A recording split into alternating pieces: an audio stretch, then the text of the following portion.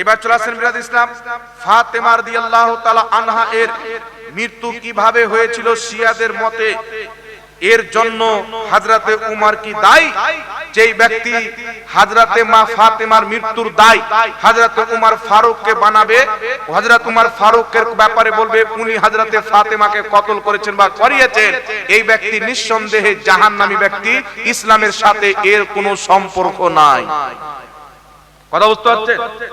এর কোন সম্পর্ক ইসলামের সাথে নাই।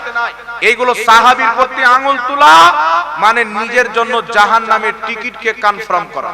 রাসূলে পাক বলেছে, হাকিম আল মুস্তাদরাকের হাদিস, আল্লাহর নবী বলছেন আল্লাহ পাক আমার জন্য আমার সাহাবীদেরকে বেছে নিয়েছেন, আমার আহলে বাইতকে বেছে নিয়েছেন, এদের মধ্যে কাউকে গালি দিও না, নচেত তোমরা ধ্বংস হয়ে যাবে, তোমরা বরবাদ হয়ে যাবে।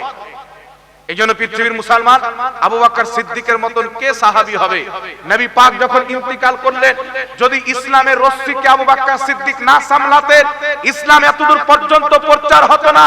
এই ইসলামের উপরে নবী মুস্তাফার পর সবচাইতে বেশি যার অনুদান রয়েছে তিনি হচ্ছেন আবু বকর সিদ্দিক।